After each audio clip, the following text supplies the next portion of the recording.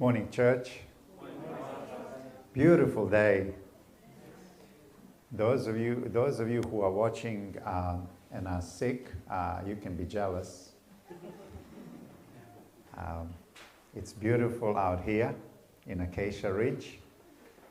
It is winter. It was really cold this morning, wasn't it?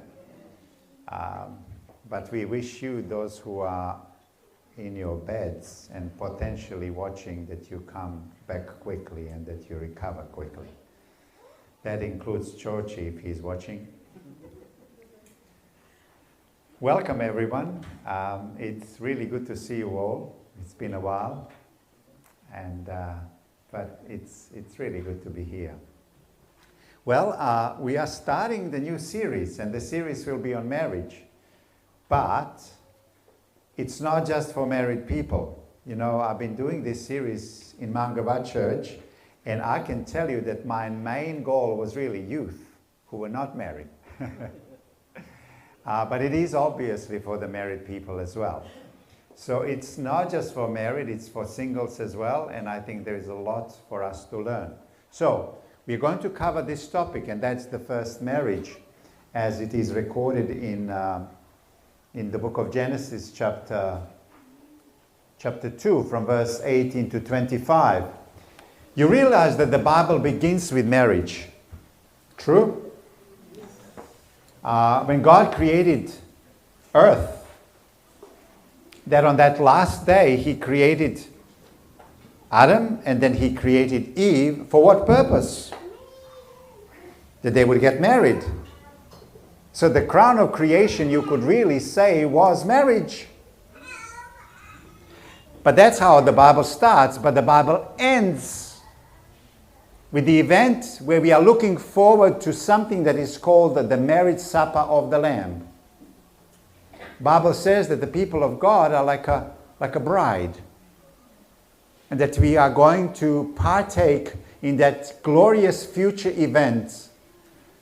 We will be part of a wedding. And we are objects of God's love. It will be a consummation of marriage, if you will.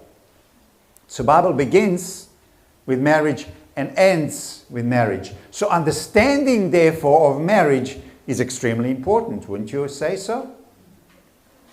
Okay. So we can understand what the Bible and gospel is all about if we understand what true marriage is. Wouldn't you agree with that? Okay, well, let's start with the text, where the very first marriage is being explained to us on the very first pages of the Bible. Here we are. The Lord God said, "It is not good for the man to be alone. I will make a helper suitable for him." Now the Lord God had formed out of the ground all the beasts of the field and all the birds of the air. He brought them to the man to see what he would name them. And whatever the man called each living creature, that was its name. So the man gave names to all the livestock, the birds of the air, and all the beasts of the field. But for Adam, no suitable helper was found. So the Lord caused the man to fall into a deep sleep. And while he was sleeping, he took one of the man's ribs and closed up the place with flesh. Then the Lord God made a woman from the rib he had taken out of the man, and he brought her to the man. The man said, "This is now bone of my bones and flesh of my flesh. She shall be called woman, for she was taken out of man. For this reason, a man will leave his father and mother and be united to his wife, and they will become one flesh." The man and his wife were both naked, and they felt no shame.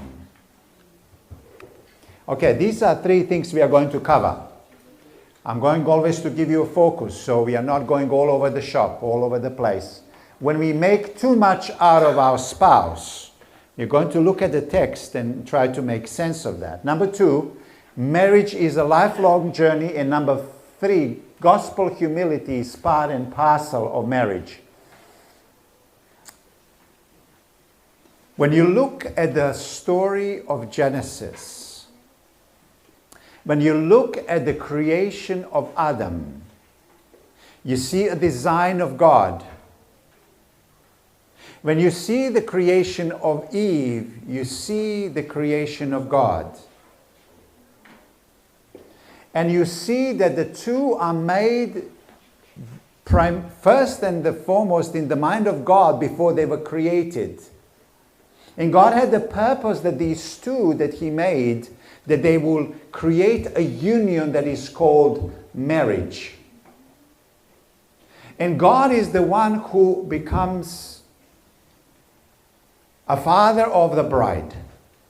And He's the one who takes the bride and gives her to her husband.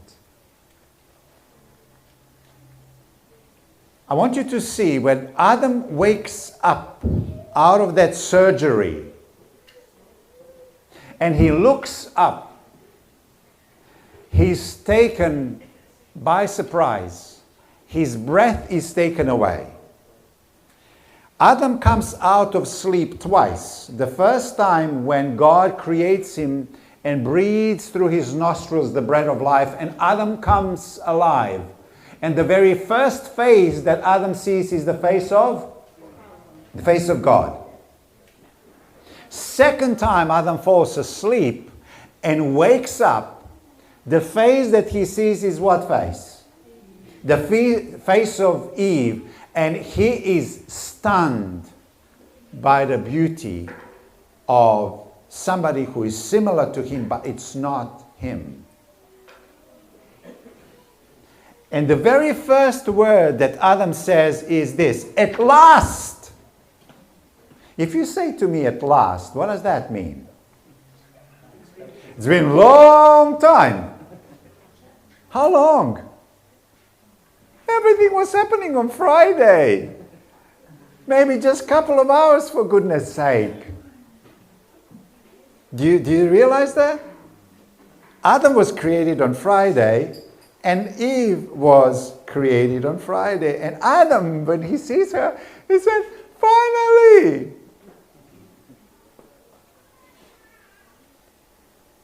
This is now at last, or finally, Adam. These are the very first words that he's saying. I've been looking for her all my life. How long has been your life? Couple of hours? What's wrong with you, Adam? What was he looking for? What was he looking for? The second thing that Adam says, so that's the first thing that he says. Wow, at last. I've been looking for this for a long time. And then the second thing that he says is this: bone of my bone, flesh of my flesh. What does that mean? What does that mean? It's not just this physical reality. Yeah, well, that's the very first thing that he sees, but it's not just that. He's basically saying, when I see you, I know who I am. By meeting you, I have found who I am. Do you see that?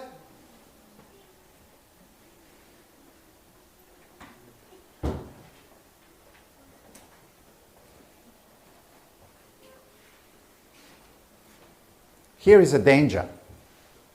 Unless you make every attempt to stop this, you will look to your spouse, your girlfriend and boyfriend to give you the things only God can give you. Does that make sense?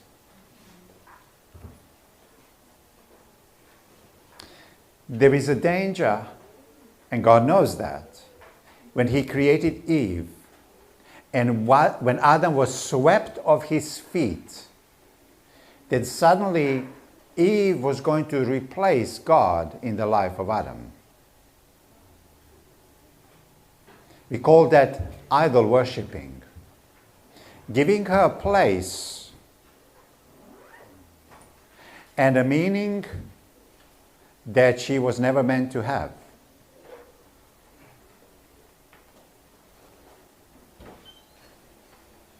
If you look to your spouse for life's ultimate meaning, sense of value, respect, love, affirmation, well, to a certain extent we do get it. But if she is the ultimate one, then she has replaced God in our lives. This so easily can happen with you as a young person who is looking for a boyfriend or a girlfriend.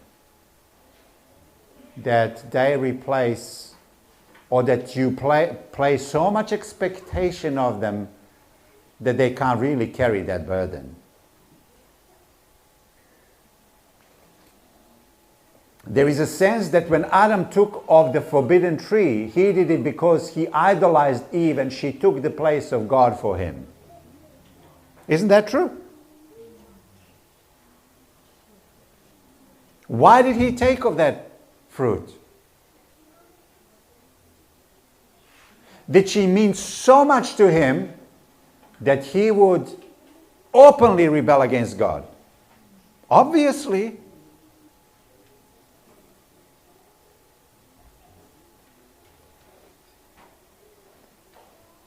So what was happening in the heart of Adam is that the picture of God and the greatness of God was diminished, while at the same time the statue of Eve just increased to the place where she should not have been.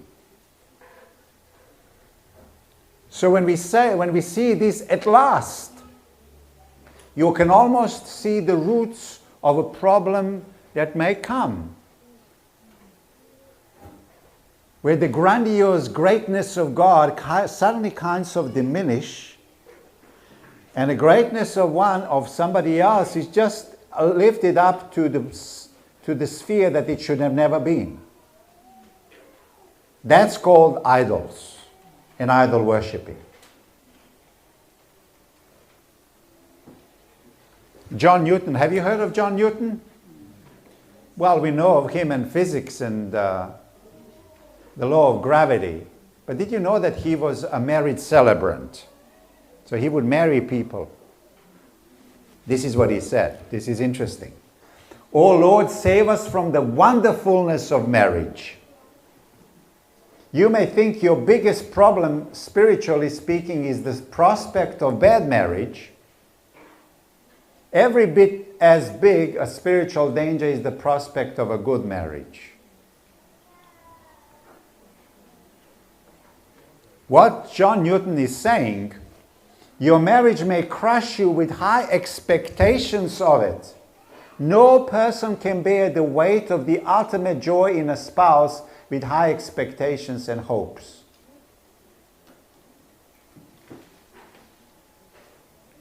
That's interesting insight by a physicist.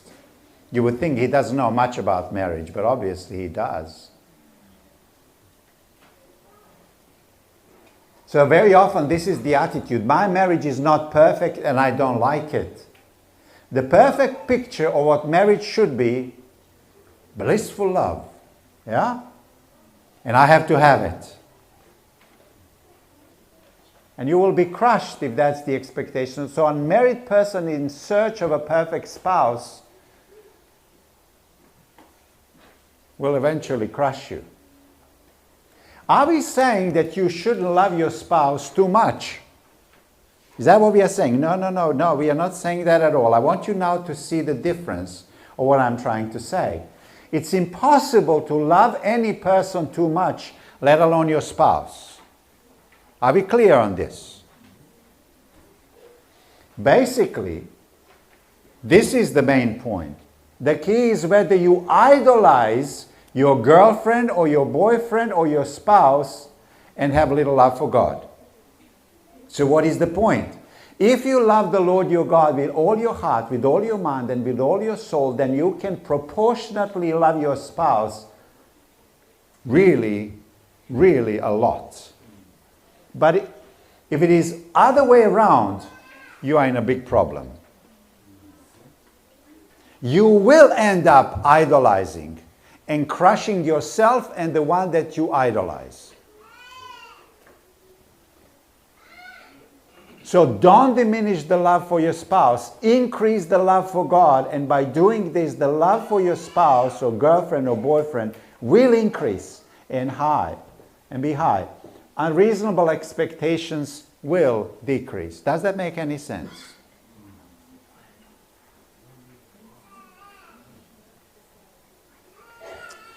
Okay, let's go to number 2. Marriage is a lifelong journey. I want you to see this. The Lord God said, it is not good for the man to be alone. I will make a what? How does that sound to you? A helper suitable for him. How does that sound? Helper suitable for him. This expression, helper, is a military term. It's like a military reinforcement. That's quite strong. So, did you know that God uses the same word, that He Himself is our helper?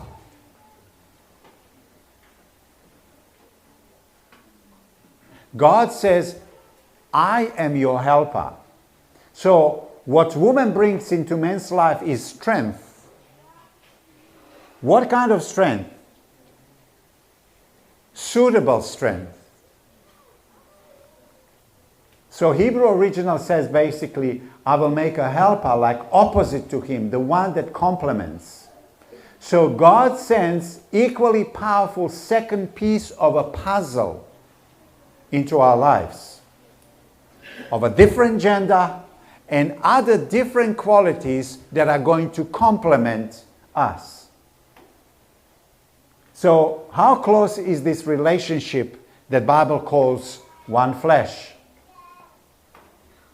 Basically, it means it's not just physical aspect of it, complementing each other. It is much deeper, occupying same space mentally, spiritually, physically, in lifelong bond. You see, you clash, you argue, you see things differently. You come to know only what you think, but what your spouse thinks.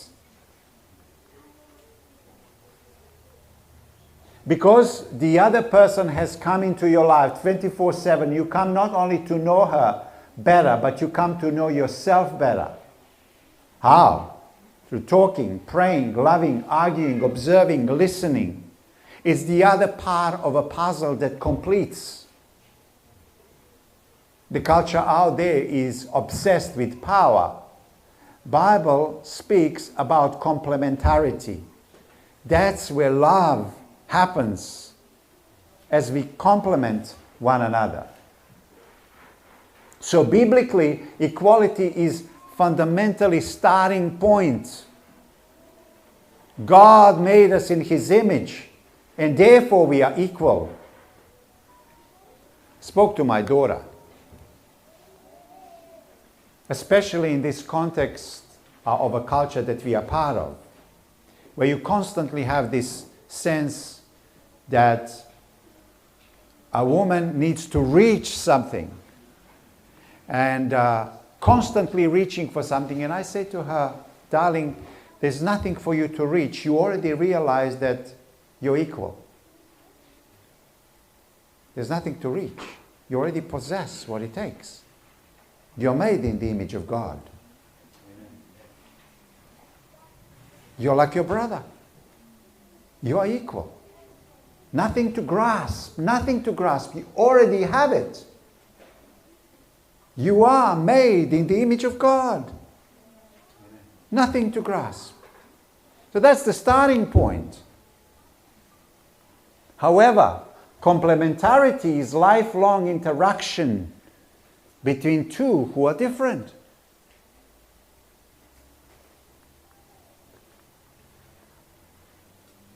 You hear this, I want to marry the right person. That's a good expression. But you realize that you married the wrong person. They're different from you. In the way they think. In the way their habits developed. In the way of their temperament. You're physically different. So in so many ways, you are marrying the wrong person. Not just the right person. He or she is different, a piece, and you can never be that piece. You need patience so that other piece can complement you, challenge you, fulfill you, change you. It's all, the power is also in the other piece. Power is displayed in the other piece. As you have, so she has. That's God's design. Let us look at now this part. The Lord God says it is not good for the man to be what? Alone. Isn't that strange? In the perfect Garden of Eden, something's not quite right. Poor Adam feels lonely. And it's by design.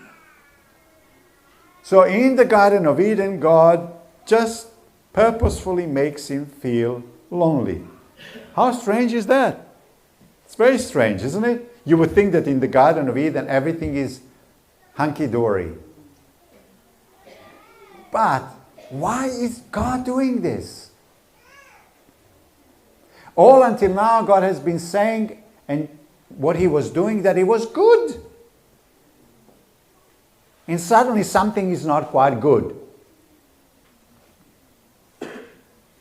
The Lord God said it's not good for the man to be alone. This is the first place where we find it's not good. How can you be unhappy in paradise? Why would Adam be lonely? Give me an answer. There's only one answer. I want you to see this. I want you to see this. Maybe you have never seen this before.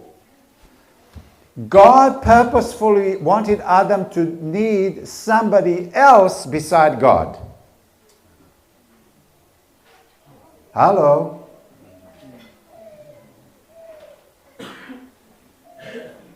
Now tell me, how unselfish is God? Huh? Wake up. What we learn is that this is unselfish act of God. God made human beings to need not just him, but this marriage relationship, human relationships. And he's going to be part of it. How beautiful. This is a humble and unselfish and also self-sacrificing act of God. If God encourages intimacy and lifelong marriage bond, where does he fit in all of this? Where does he fit in all of this? I want you to see this. God said, I am a bridegroom and you are my bride.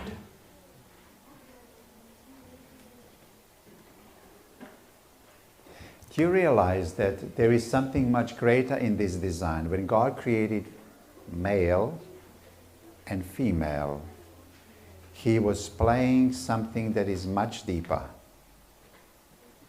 He says, your relationship of marriage is to reflect a greater reality, and that is my relationship with you.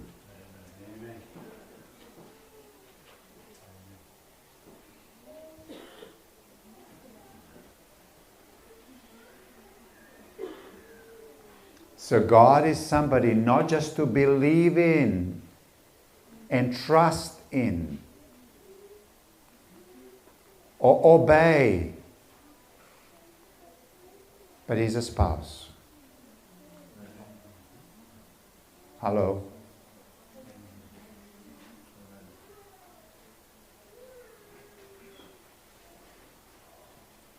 What a design. Think about it. What a design. Bible starts, what did I say? Bible starts with what? Human marriage. How does the Bible finish? So originally when God created male and female, he was playing much, much deeper game. Do you see that? If you don't see that, you missed everything. Because at the end of it, he says, I'm only going to have a party with those who have come into a loving relationship with me. Do you see how male and female are created, and the game is much deeper?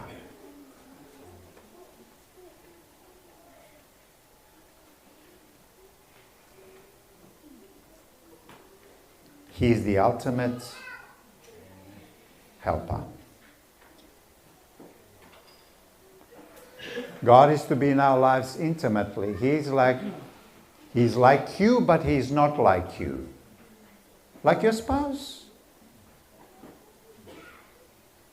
In other words, he's like a human spouse. He's the ultimate spouse. Jesus Christ has given us his heart. This is the essence of what marriage is. We give ourselves in love to our spouse. A groom does not ask a bride to marry him if he does not give his heart to her.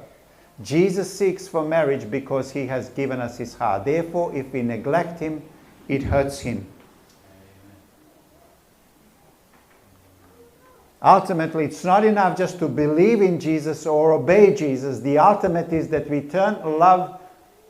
return love to one who loves us so much. It's only out of love that we are to trust and obey.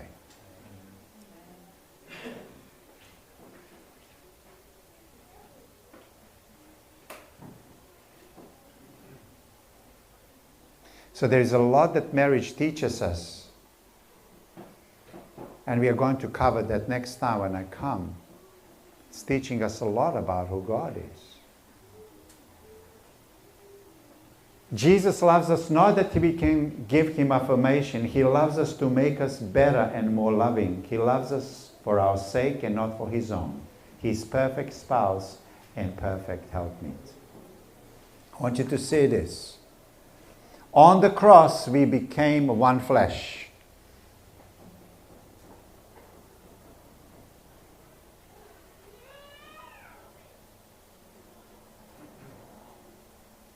When Jesus gave his life for us,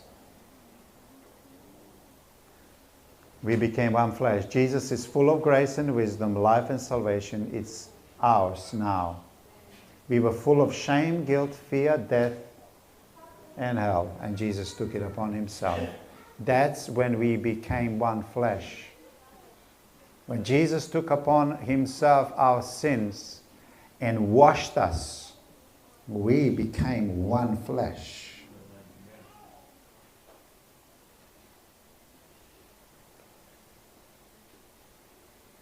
By the wedding ring of faith, we become free from all sin, fear, shame, guilt, and death, and are endowed with his eternal righteousness, eternal life, eternal love, and eternal salvation. This is the wedding ring of faith and not of our works. So the Bible begins with marriage, and Bible ends with marriage. We can understand what Bible and gospel is all about if we understand what true marriage is. So this is just the beginning, but we are going to be much more concrete. But we just want to start from where the Bible starts. I'm going to ask you, how much are we privileged to understand this? How many in the world just haven't got a clue? They see what meets the eye, but we see much deeper. And therefore we are so much more privileged and we have so much more responsibility. When you see your spouse, understand it in a much deeper way. You aren't entering into something that is holy. The game is played at much deeper level. Much, much deeper level. It is to represent something that is much, much greater, and that is your relationship with God. Let me ask you, how good is that? That's how it's always meant to be. Remember, Apostle Paul says this is a great mystery. This is a great mystery. So when God created Adam and Eve, it was not just going to be marriage that represents marriage. He says, no, no, no. It's a much, much deeper play. Much, much deeper play. And you and I know it. You and I know it now. When God eventually made a covenant relationship with his nation Israel, do you know that that was a marriage? It was marriage. Those were vows. Vows. Israel became his bride. And we are his bride. So marriage needs to tell us a lot about God, and God needs to tell us a lot about marriage.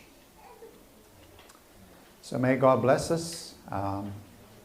Those who are single and those who are married, you're just simply not playing the game that is called marriage. Humanly speaking, it's much deeper game. Much deeper game.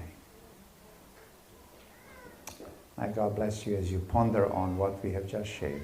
Amen.